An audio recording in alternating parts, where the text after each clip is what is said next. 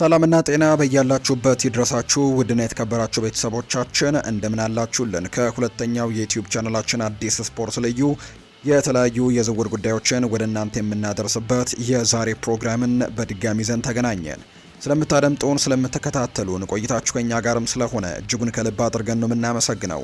በዛሬ ፕሮግራማችን የተለያዩ የዝውውር ጉዳዮችን፣ የተለያዩ ስፖርታዊ መረጃዎችን ወደ እናንተ እያደረሰን ቆይታን የምናደርግ ይሆናል። ከነዚህ መካከል ትልልቆቹን የአውሮፓ ክለቦች እነ ማንቸስተር ዩናይትድ፣ እነ አርሰናል፣ እነ ቼልሲ፣ እነ ሊቨርፑል፣ ማንቸስተር ሲቲን ጨምሮ ሌሎችም የአውሮፓ ታላላቅ ክለቦችን የተመለከቱ እጅግ በርከት ያሉ የዝውውር ጉዳዮችንና ስፖርታዊ ጉዳዮችን ወደ እናንተ እያደረስን ቆይታን እናደርጋለን። እስከ ፕሮግራማችን ፍጻሜ ድረስ አብራችሁኝ እንድትቆዩ በአክብሮት ጋብዛለሁ።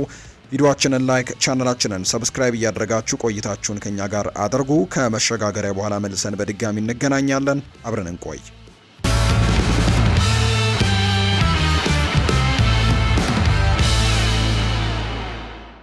ወደ ቀዳሚው መረጃችን አመራን። ቶትንሃም ሆትስፐርስ ከሃሪኬን ጋር ድንቅ የሆነ ዳግም ጥምረትን ለመፍጠር አስበው የነበረ ቢሆንም የቀድሞ የቡድናቸው ተጫዋች ግን በባየር ሚኒክ የመቆየት እድሉ ሰፊ እንደሆነ ተነግሯቸዋል። ኬን የቶተንሃም የዘመናት ከፍተኛ ጎል አስቆጣሪ ከሆነ በኋላ በ2023 ክለቡን ለቆ ወደ ጀርመን ቡንደስሊጋው ታላቅ ክለብ ማምራቱ የሚታወስ ነው። ከ3 ዓመታት በኋላ የእንግሊዝ ብሔራዊ ቡድንን እንዲሁ በአውሮፓና በዓለም ዋንጫ ላይ በትልቅ ውድድሮች ወክሎ ከፍተኛ ጎል አስቆጣሪዎችም አንዱ ሆኖ የቀጠለ ሲሆን ያሳየው ድንቅ ብቃትም በፕሪሚየር ሊጉ የመጨረሻ ምዕራፉን እንዲጽፍም ግምቶችን እንዲያነሳ አድርጎ ነበር። ቶተንሃሞች አሁን ላይ የ33 ዓመቱን ተጫዋች ወደ ሰሜን ለንደን የመመለስ እድል እንዳለ ለማወቅም ጥረት አድርገዋል። ነገር ግን ባየር ሚኒኮች የሃሪኬን የወደፊት እጣ ፈንታ አሁን ላይ ኮንትራቱ ላይ በማስረዘም ጥረታቸውን ባፋጠኑበት በዚህ ሰዓት የጊዜው ሁኔታ ከቶተንሃም ፍላጎት ጋር የሚሄድ አልሆነም። ቲም ቶክ እንደዘገበው ከሆነ ቶተንሃም በቅርቡ ባየር ሚኒክን ለማነጋገር ስለ ኬንም ዝውውር ጠይቀዋል። ባርሴሎናዎችም የመሃል አጥቂ አማራጫቸውን በመገምገም ላይ ባሉበት በዚህ ሰዓት ጥያቄውን አቅርበው ነበር። ለሱ ፍላጎት ቢኖርም ሃሪኬን ግን በአሁኑ ወቅት በጀርመን ለመቆየት ያደላ ይመስላል። ቲም ቶክ ባወጣው ዘገባ መሰረት ባየር ሚኒክ ስለ አዲሱ ኮንትራት የሚያደርገውን ውይይት ያፋጠነ ሲሆን አጥቂውም ቢሆን የወደፊት እጣ ፈንታውን ከቡንደስሊጋ ሻምፒዮኖች ጋርም ለማሰር እንደተዘጋጀ ነው የተገለጸው። ይህ አቋምም በዘ ታይምስ ዘገባ የተደገፈ ሲሆን ሃሪኬን ኮንትራቱን እስከ 2029 ድረስም ያራዝማል ተብሎ እንደሚጠበቅ ነው የተነገረው። ባየር ሚኒክ እሱን የመሸጥ ምንም አይነት እቅድ የሌለው ሲሆን ከክረምት እረፍቱ ሲመለስም ኦፊሻላዊ ውይይቶችም ይደረጋሉ ተብሎ እንደሚጠበቅ ነው የመረጃ ምንጩ ይፋ ያደረገው።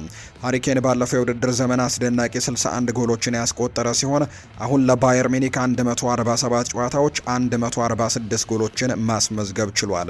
ይህም ደግሞ እድሜው በብቃቱ ላይ ምንም አይነት ተጽዕኖ እንዳላሳደረ ነው የሚያሳየው። ከቶትንሃም አንጻር ሲታይ መጠየቅ መቃረባቸው የሚጠበቅ ጉዳይ ነው። ሃሪኬን ክለቡን የሚያውቅ በደጋፊዎች ዘንድ የሚወደድና የማጥቃት ክፍላቸውን ወዲያውኑ ሊቀይር የሚችል ተጫዋች ነው። በተጨማሪም የአለን ሺረር የ260 ፕሪሚየር ሊግ ጎሎችን ታሪካዊ ሪከርድን ለመስበር የሚቀሩት 47 ጎሎች ብቻ በመሆናቸው ወደ እንግሊዝ መመለስ ለሱ ደግሞ ግላዊ ፍላጎት ሊሆን ይችላል ተብሎ ይታመናል። ነገር ግን የእግር ኳስ ምክንያታዊ በሆነ ወቅትም ወደ ባየር ሚኒክ መቆየቱን ያረጋግጣል። ኬን ከባየር ሚኒክ ጋርም የሀገር ውስጥ ዋንጫዎችን ያሸነፈ ሲሆን በክለቡ ዋና እቅድ ውስጥ ግን ያለው እስካሁን ድረስ ያላገኙት የአውሮፓ ቻምፒየንስ ሊግ ዋንጫን ለማንሳትም እየተጉ ይገኛሉ። እስከ 2029 የሚያቆይ አዲስ ውል መፈራረሙ ወደ ፕሪሚየር ሊግ ለማድረግ የሚያስበው መመለስም ሙሉ በሙሉ የሚዘጋው ነው የሚሆነው። ቶትንሃም ጥያቄያቸውን በማቅረብ ትክክል የነበሩ ቢሆንም ኬን ግን አቋሙን በከፍተኛ ሁኔታ ካልቀየረ በስተቀር ይህ ዝውውር ከእውነተኛ ነገር ይልቅ የታሪክ ትዝታ መስሎ ሊቀር እንደሚችል ነው የተነገረው። ኢንተር ሚላን በጀድ ስፔንስ ላይ የነበረው ፍላጎት እንደገና የተነሳ ሲሆን የሴሪኤው ታላቅ ክለብ ለዚህ ቶትንሃም ተከላካይም የሚደረገው ዝውውር ከዓለም ዋንጫው በኋላም ወዲያውኑ ከተጠናቀቀ በኋላ ባነሰ ዋጋ ሊጠናቀቅ እንደሚችል አምነዋል።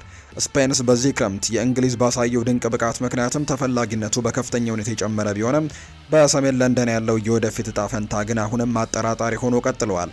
ቶተንሃም በተከላካይ ቦታ ላይ ከፍተኛ ውድድር ያለው ሲሆን የ26 ዓመቱ ተጫዋች የበለጠ አስፈላጊ ሚና ሊሰጠው የሚችል ክለብን ካገኘ ለቆ ለመውጣት ፍላጎት እንዳለው ሲነገር ነበር። ኢንተር ሚላኖች ለሳምንታት ፍላጎት ሲያሳዩ የቆዩ ሲሆን አሁን ደግሞ ያንን አድናቆት ወደ ኦፊሻላዊ የዝውውር ጥያቄዎች ሊቀይሩት ይችላሉ። ፋብሪዚዮ ሮማኖ እንደዘገበው ከሆነ ቶተንሃም በዓለም ዋንጫው በኋላ አስቀምጦት የነበረውን መስፈርት ካለዘበው ኢንተር ኦፊሻላዊ ጥያቄዎችን ለማቅረብ ዝግጁ ነው። ስፐርስ መጀመሪያ ላይ ከጀድ ስፔንስ 40 35 ሚሊዮን ዩሮ ገደማ ይፈልጉ የነበረ ሲሆን ኢንተር ሚላን አሁን ላይ ለተከላካዩ 40 ሚሊዮን ዩሮ በታች የሚሆን ዋጋ ሊገኝ እንደሚችል ያምናሉ። ቀጥተኛ ንግግሮች ይቀጥላሉ ተብሎ የሚጠበቅ ሲሆን ፋብሪዚዮ ሮማኖ አክሎም እንደገለጸው ስፔንስ ራሱን ወደ ሳንሴሮ የመዘወር ከፍተኛ ፍላጎቶችን አሳይቷል። ተጫዋቹ ለመልቀቅ ፈቃደኛነቱን በድርድሩ የመጨረሻ ምዕራፍ ላይም ወሳኝ ሊሆን ይችላል ተብሎ ነው የሚጠበቀው። ቶክ ስፖርት እንደዘገበው ከሆነ ጄድ ስፔንስ ከአርሰናልና ቶተንሃም ለመውጣት ክፍት የሆነ ሲሆን ከኢንተርና ከኤሲ ሚላን ትኩረትን ስቧል። ዘገባው በአሁኑ ወቅት ያለው የዝውውር ዋጋ በ35 ሚሊዮን ፓውንድ አካባቢ እንደሆነ እንዳስቀመጡት ነው የሚነገረው። የዋጋው ልዩነት እየጠበበ የሚሄድ ከሆነ ይህ ደግሞ በሁሉም ወገኖች ሊሰራ የሚችል ዝውውርም ይመስላል። ጄድ ስፔንስ በሁለቱም የተከላካይ ክፍል መስመሮች ላይ መጫወት የሚችል ሲሆን በማጥቃት የክንፍ ተከላካይነት ለመጫወት ደግሞ የሚያስፈልገውን ፍጥነትና አካላዊ ብቃትም እንዳለው ነው የሚነገረው። እነዚህን ብቃቶች በተፈጥሮ ከሴሪኤው ጋር የሚሄዱ በመሆናቸው ለኢንተር ሚላን ሌላ ተንቀሳቃሽ የክንፍ አማራጭም ሊሰጡት ይችላሉ ተብሎ ይታሰባል። በሌላ በኩል ለቶተንሃም በ35 ሚሊዮን ፓውንድ አካባቢ መሸጡ ጥሩ የንግድ ስራ ይሆናል። ስፐንስ በ2022 ከሚድልስ ቦሮ ሲያስፈርሙት ከተከፈለው በጣም ያነሰ የነበረ በመሆኑ አስደናቂ የነበረው የዓለም ዋንጫ በኋላ ስሙ ከፍ ብሎ ባለበት በዚህ ሰዓት ላይ መሸጥም ገንዘብ ማግኘት ይችላሉ ተብሎ ይታሰባል። ከባድ ውሳኔ ስፐርሶች እንደሱ ያለ ሁለገብና የሀገር ውስጥ ተጫዋችን በማጣታቸው ይጸጸታሉ ወይ የሚለው ጉዳይ ነው። በ26 ዓመቱ ስፔንስ በእግር ኳስ ዘመኑ ምርጥ ዓመታት ውስጥ እየገባ ይገኛል። ነገር ግን ዘወትር በቋሚነት የመሰለፍ ዕድሉ ካልተረጋገጠለት ከፍተኛ የዝውውር ዋጋ ተቀብሎ በሌላ ቦታ ኢንቨስት ማድረግም ምክንያታዊ ሊሆን ይችላል። የኢንተር አቋምም ቢሆን በግልጽ ተቀይሯል። የቶተንሃምን የ45 ሚሊዮን ዩሮ ጥያቄ ለመቀበል ፈቃደኛ ያልነበሩ ቢሆንም ከ40 ሚሊዮን ዩሮ በታቸው የሆነ ዋጋ ግን የበለጠም ሳቢ ይሆንላቸዋል ተብሎ ነው የሚጠበቀው። ማካይሎ ሙድሪክ በዘወትር በቋሚነት በመጫወት የእግር ኳስ ሕይወቱን እንደገና ለመገንባት የሚፈልግበት በዚህ ሰዓት ላይ ቼልሲ ዩክሬናዊውን የክንፍ ተጫዋች በዚህ ክረምት በውሰት ለመስጠት ዝግጁ ነው። የ25 ዓመቱ ተጫዋች ከረጅም ጊዜ መራቅ በኋላ በቅርቡ ወደ ሜዳ የተመለሰ ሲሆን በዚህ ወር መጀመሪያ ላይ በቅድመ ውድድር ዘመን ዝግጅት ወቅትም ከ2024 ወዲህ የመጀመሪያውን የቼልሲ ጨዋታ አድርጓል። ቻቪ አሎንሶ በስታንፈርድ ብሪጅ በበርካታ አማራጮች የተሞላውን የፊት መስመር በሚያስተዳድሩበት በዚህ ሰዓት ቼልሲ በወደፊት እጣ ፈንታው ላይ ያለ ጊዜው ሙሉ ውሳኔ ሳይሰጥም ጊዜያዊ የዝውውሩን ለሙድሪክ የሚያስፈልጉትን የመጫወቻ ደቂቃዎችን ሊሰጠው ይችላል ተብሎ ይታመናል። ሮይተርስ እንደዘገበው ከሆነ ሙካይሎ ሙድሪክ ወደ ጨዋታ ለመመለስ የሕክምና ፍቃድ ካገኘ በኋላ ነሐሴ 5 ወይም ኦገስት 5 ከዩቬንቱስ ጋር በተደረገ ጨዋታ ላይም ተመልሷል። ቼልሲ ለሙድሪክ የቀረቡ የውሰት ጥያቄዎችን ለመመልከት ዝግጁ ነው። ፋብሪዚዮ ሮማኖ እንደዘገበው ከሆነ ከጉዳቱ ከተመለሰ በኋላና ከእግዱ ከተመለሰ በኋላ ዘወትር በቋሚነት መጫወት እንደሚችል ቼልሲ አሁንም ለሙድሪክ የሚቀርቡ የውሰት ጥያቄዎችን ለመቀበል ክፍት ሆኗል። በርካታም ጥያቄዎችም አስቀድሞ በእጩነት እየመጡ ይገኛሉ። የጣሊያን ክለቦች ፍላጎት ያሳዩ ሲሆን ቼልሲም አጋር ክለብ የሆነው ስትራስቡርግም ሌላኛው ሊሆን የሚችል አማራጭ ተደርጎ ይቆጠራል። ነገር ግን የሙድሪክ ፍላጎት በእንግሊዝ በመቆየት ጊዜያዊ በሆነ መልኩ ሌላ የፕሪሚየር ሊግ ክለብን መቀላቀል እንደሆነ ታውቋል። ይህም ደግሞ ከዚህ ወር መጀመሪያ የቼልሲ አቋም ጋር ሲነጻጸር አዲስ እድገት ነው። ቻቪ አሎንሶ መጀመሪያ ላይ ክለቡ በክንፍ ተጫዋቹ የወደፊት እጣ ፈንታ ላይ ምንም አይነት ውሳኔ እንዳላሳለፈና ከረጅም ጊዜ የእግር ኳስ መራቅ በኋላ የፊትነስ ብቃቱን መገምገም እንደሚፈልግም ተናግረው እንደነበር ይነገራል። ሙድሪክ መጀመሪያ ላይ በጥር 2023 ከሸክታር ዶኔስክ ቼልሲን የተቀላቀለው በ62 ሚሊዮን ፓውንድ በመሆኑ ክለቡ አሁንም በሱ ላይ ያወጣውን ከፍተኛ ወጪ እንዲሁ አለበት ተብሎ ይታሰባል። የውሰት ዝውውርም ለቼልሲም ሆነ ለሙድሪክም ምክንያታዊ መፍትሄ ነው የሚመስለው። ከፍተኛ የመጫወቻ ደቂቃዎችን ሳያረጋግጡለት በስታንፈርድ ብሪጅ ማቆየቱ የማይፈይደው ነገር በጣም አነስተኛ ነው። እንዲህ አይነት ረጅም መራቅ ደግሞ ካጋጠመ በኋላ ከተጠባባቂ ወንበር ተነስቶ አልፎ አልፎ ከመሰለፍ ይልቅ ተከታታይ ጨዋታዎች የግድ ያስፈልጋሉ። ወደ ሌላ የፕሪሚየር ሊግ ክለብ መዘዋወሩ ተጨማሪ ጥቅሞች አሉት። ሙድሪክ በዚህ ውድድር ውስጥም እያለ በእንግሊዝ እግር ኳስ ውስጥ ውጤታማ ተጫዋችም የመሆን አቅም ያለው በመሆኑ ወደፊት ሊገመገም ይችላል። ስትራስቡርግ የተረጋጋ አካባቢና ምናልባትም አነስተኛ ጫና ሊፈጥርበት ቢችልም ሙድሪክ በእንግሊዝ የመቆየት ፍላጎት ማሳየቱ የሚጠበቅ ነው። በ25 ዓመቱ ይሄ በእግር ኳስም ዘመኑ ወሳኝ ምዕራፍ መሆኑ ያለውን ፍጥነትና ታላቅ ተስፋም በወጥ ብቃት ማስተናገድም እንደሚችል ማረጋገጥ ይቻላል ተብሎ ነው የሚታሰበው። ስለሆነም ቼልሲ በቀላሉ ሊሳካ የሚችል የውሰት ቦታንም ከመምረጥ ይልቅ ዘወትር በቋሚነት መሰለፍ የሚችል ክለብን ቅድሚያ መስጠት ይኖርበታል ተብሎ ይታሰባል። አርሰናል የመከላከል ክፍሉን ለማጠናከር በሚያደርገው ፍለጋ ወደፊት አንድ እርምጃ የተራመደ ሲሆን የአስተን ቪላው የመሃል ተከላካይ ኤዝሬል ኮንሳ ለሚኬል አርቴታም ደግሞ ትክክለኛ አማራጭ ሆኖ ብቅ እንዳለ እየተነገረ ነው። አርሰናሎች በ75 ሚሊዮን ፓውንድ ብሩኖ ጊማሬሽን ከኒውካስል ዩናይትድ ማስፈረምን ጨምሮ በዚህ ክረምትም ከፍተኛ ማጠናከሪያዎችን ያደረጉ ቢሆንም ያጋጠመው ጉዳት ግን ዜናዎች ግን ትኩረታቸውን ወደ ተከላካይ ክፍሉ እንዲያዞሩ አድርጓቸዋል። ዊሊያም ሳሊባ በጀርባ ጉዳት ምክንያት ከሜዳ ከራቀ በኋላ ዩሪያን ቲምበርም ወደ ሜዳ ለመመለስ ሳምንታት የሚቀሩት በመሆኑ አርሰናል የግድ የዝውውር መስኮቱ ከመዘጋቱ በፊት ሌላ ተከላካይ ለማስፈረም ይገደዳል። የዝውውር ጋዜጠኛው ኒኮላ ሺር እንደዘገበው ከሆነ አርሰናል ከአስተን ቪላ ጋር እስከ 2028 የሚያስይዝ ኮንትራት ባለው ኮንሳ ላይ ፍላጎቶችን እያሳየ እንደሆነ ነው የተገለጸው። ይሄ የእንግሊዝ ብሔራዊ ቡድን ተጫዋችም በመሃል ተከላካይነትም ሆነ በክንፍ ተከላካይነት መጫወት የሚችል በመሆኑ ተጫዋቾችን በልዩ ልዩ ቦታዎች ላይ በስፋት ለሚጠቀመው አርቴታ የበለጠ ሳቢ ያደርገዋል። ፍላጎቱም ቢሆን ከተራ መጠየቅም በላይ ወደፊት ደግሞ ይገፋ ይመስላል። ዘጋርዲያን እንደዘገበው ከሆነ አርሰናል ቀደም ሲል ያቀረበውን የዝውውር ጥያቄ በአስተን ቪላ ውድቅ የተደረገበት ሲሆን በሌሎች ጥያቄዎችም ተመልሶ ይመጣል ተብሎ ነው የሚጠበቀው። ቪላዎች የ28 ዓመቱን ተጫዋች በ60 ሚሊዮን ፓውንድ አካባቢ የሚገምቱት ቢሆንም አርሰናል ግን ከተጫዋቹ የኮንትራት ሁኔታ አንጻር ይህንን ያክል ገንዘቦችን ለመክፈል ፍላጎት የለውም ነው የተባለው። ኮንሳ ከአስተን ቪላ አስተማማኝ ተከላካዮች አንዱ የሆነ በመሆኑ የኡናይ ኤምሪ ቡድን በቅናሽ ዋጋ ለመሸጥ የሚቀበልበት ምንም አይነት ምክንያት የለውም። ኮንሳ አርሰናሎች የሚጠቅም ቢሆንም በ60 ሚሊዮን ፓውንድ ግን አይደለም። ከእግር ኳስ አቅጣጫ ሲታይም ይህ በቀላሉ የሚረዳ ዝውውር ነው። አርሰናል በዊሊያም ሳሊባና በጁሪያን ቲምበር ጉዳት ምክንያት ፈጣን ተከላካይ የሚፈልግ ቢሆንም ሁለቱ ተጫዋቾች ተመልሰው ሲመጡም ቢሆን ጥራት ያለው ተጫዋች ያስፈልገዋል። ኮንሳ ባለው የፕሪሚየር ሊግ ልምድና ሁለገብነት ምክንያትም ያንን መስፈርት ያሟላል። አሳሳቢው ነገር ግን ዋጋው ነው። አርሰናል በዚህ ክረምት ከፍተኛ ወጪ ካደረገ በኋላ በስተመጨረሻም የተጠባባቂነት ሚና ሊኖረው የሚችል የ28 ዓመት ተጫዋችን በ60 ሚሊዮን ፓውንድ ማስፈረሙ ምክንያታዊ ለማድረግም አስቸጋሪ ይሆናል ተብሎ ይታሰባል። ወደ 40 ሚሊዮን ፓውንድ የሚጠጋ እንግዲህ ይጠጋል የሚል ስምምነት የበለጠ ሳቢ ይሆናል። ቪላ አቋሙን አጠናክሮ የመያዝም መብት ያለው ቢሆንም አርሰናልም ቢሆን የመደናገጥ ግዢ ከመፈጸም የሚያቀርበው ጠንካራ የመከላከል ስብስብ አለው። ኮንሳ ያለምንም ጥርጥር የአርቴታ አማራጮችን የሚያሻሽል እና የሳሊባን ደግሞ መቅረት ወዲያውኑ ሊሸፍን የሚችል ተጫዋችም ተደርጎ ነው የሚቆጠረው። ነገር ግን አርሰናሎች የተረጋጋ አቋም ማሳየት ይኖርባቸዋል። ቪላ የጠየቀውን ዋጋ ካለዘበው ይህ ድንቅ ደግሞ የንግድ ስራ ሊሆን እንደሚችል ነው የመረጃ ምንጮቹ ይፋ ያደረጉት። ዊሊያም ሳሊባ በዚህ ክረምት በፈረንሳይ የዓለም ዋንጫ ቆይታ ወቅትም የገጠመው የጀርባ ጉዳት የሚኬል አርቴታ የሊጉን ሻምፒዮንነት ለማስጠበቅ በሚደረገው ጉዞ ላይ እውነተኛ ራስ ምታት ሆኖበታል። ምንም እንኳን ቀዶ ጥገና የሚያስፈልገው ቢሆንም ለተራዘመ ጊዜ የሚለው አሻሚ ሀረግ ግን ደጋፊዎችን የሚያስጨንቅ ሲሆን ኮቬንትሪ ደግሞ ነሐሴ 21 በኤሚሬትስ የሚጎበኝ በመሆኑ አርሰናል በተከላካይ ክፍሉ ላይ መሳሳቶችን አይፈልግም። ለተከላካይነቱ ደግሞ ስማቸው እየተነሱ ያሉ ሶስት ተጫዋቾች የፕሪሚየር ሊጉ ሻምፒዮን ለሆነው አርሰናል የተሻለ አማራጭ ሆነው እየቀረቡ ይገኛሉ። አንደኛው ቅድም ያነሳ ነው ኤዝሬል ኮንሳ ነው። በአስተን ቪላ ጥሩ ጊዜያቶችን እያሳለፈ የሚገኝ ተጫዋች ነው። ኮንሳ በስፋት ስሙ እየተነሳ ያለ ተጫዋች ሲሆን ምክንያቱ ደግሞ ግልጽ ነው። እድሜው 28 ነው። እንግሊዛዊ ነው። በፕሪሚየር ሊጉ ራሱን ያረጋገጠ ነው። በዚህ ክረምት ደግሞ በዓለም ዋንጫ የእንግሊዝ ብሔራዊ ቡድን ቋሚ ተሰላፊ የነበረ ነው። አልፎ አልፎ እንጂ ጉዳት የሚያጋጥመው ጨዋታዎችን በጥሩ ሁኔታ የሚያነብና አስፈላጊ ከሆነ ደግሞ በክንፍ ተከላካይነትን መጫወት የሚችል ነው። ይህም ፕሮጀክትን ከመገንባት ይልቅ በችኮላ ጊዜ የሚደረግ አነስተኛ ሪስክ ያለው አስተማማኝ ዝውውር ይመስላል።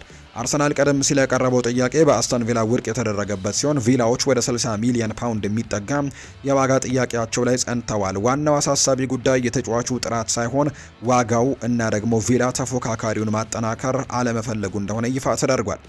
ሌላኛው ክሪስቲያን ሮሜሮ ነው። የመሳካት እድሉ ጠባብ ቢሆንም ይህ አማራጭ ለመናገር አስደሳች ሊሆን ይችላል እንጂ የመሳካት እድሉ ግን ጠባብ ነው። ዘገባዎች እንደሚያመለክቱት ከሆነ ክሪስቲያን ሮሜሮ ከአርሰናሉ አሰልጣኝ ጋብሪኤል ሄንዜ ጋርም ባለው ጥሩ ግንኙነት ምክንያት ወደ ሰሜን ለንደን የመዛወር ፍላጎት እንዳለው ቢገለጽም ቶተንሃሞች ግን ተጫዋቹን ምንም ያክል ቢፈልግ ለቀጥተኛ ተፎካካሪያቸው እንደማይሸጡት ግልጽ ነው።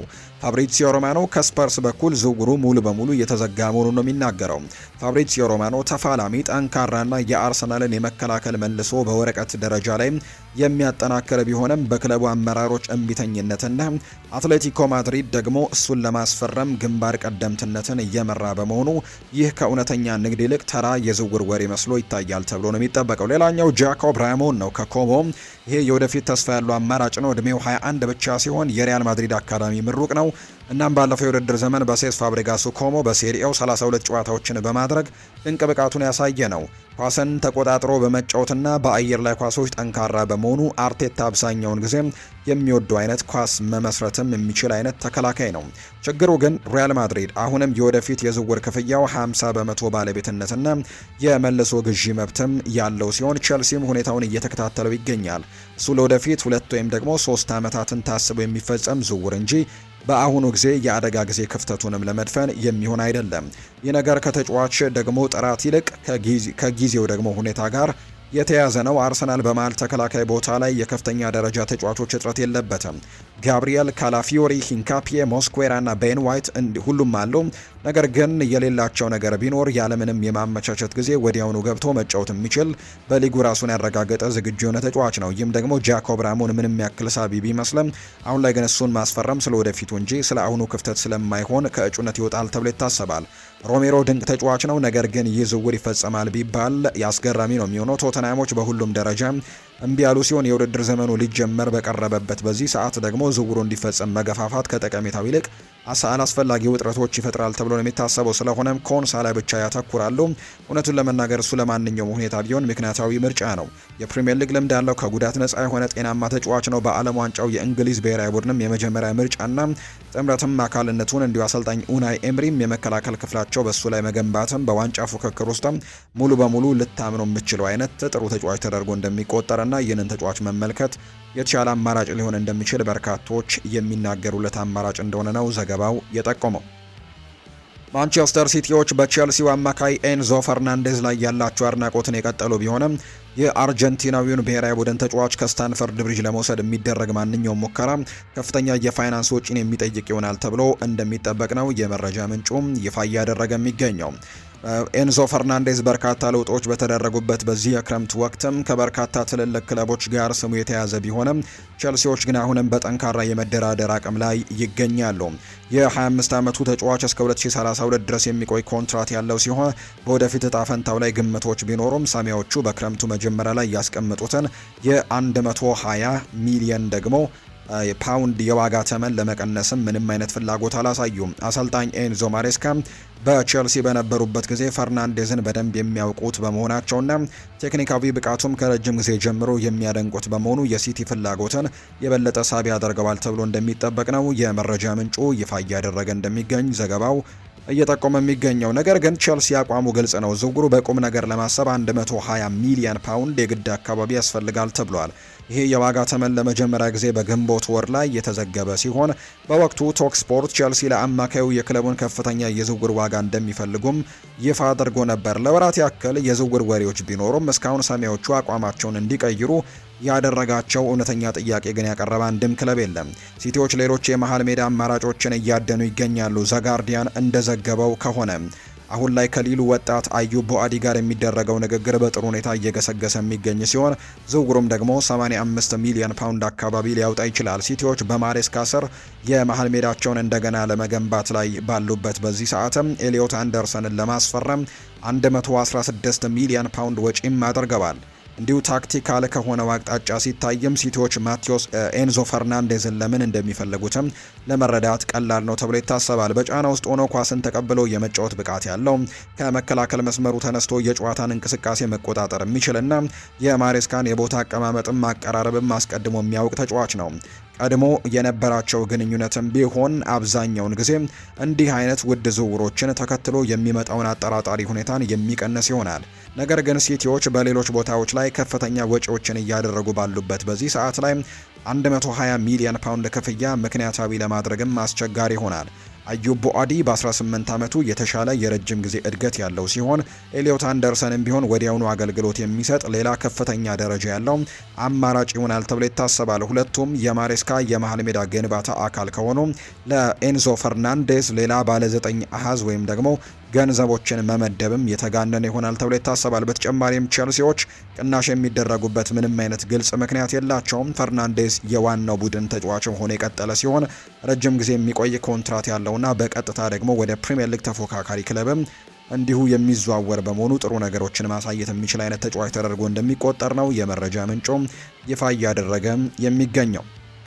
ውድና የተከበራቸው ቤተሰቦቻችን ከሁለተኛው የዩቲዩብ ቻናላችን አዲስ ስፖርት ልዩ የተለያዩ የዝውውር ጉዳዮችን ያነሳንበት የዛሬ ፕሮግራማችን ይህንን ይመስላል። ቆይታችሁን ከኛ ጋር ስላደረጋችሁ እኛንም ስታደምጡ ስለቆያችሁ ከልብ አድርገን ነው የምናመሰግነው። ፏር ባህሩ የተለያዩ የዝውውር ጉዳዮችን እያነሳው ከእናንተ ጋር ቆይታን አድርጌያለሁ። ሀሳብና አስተያየት ካላችሁ ኮሜንት ቦክስ ላይ ልታጋሩን ትችላላችሁ። የተለያዩ ርዕሰ ጉዳዮችን ያነሳንበት የዛሬ ፕሮግራማችን ይህንን ይመስላል። ቆይታችሁ ከኛ ጋር ስለነበር ከልብ አድርጌ ያመሰገንኩኝ። መልካም ጊዜ መልካም ቀን እንዲሆንላችሁ ነው በአክብሮት የምመኘው።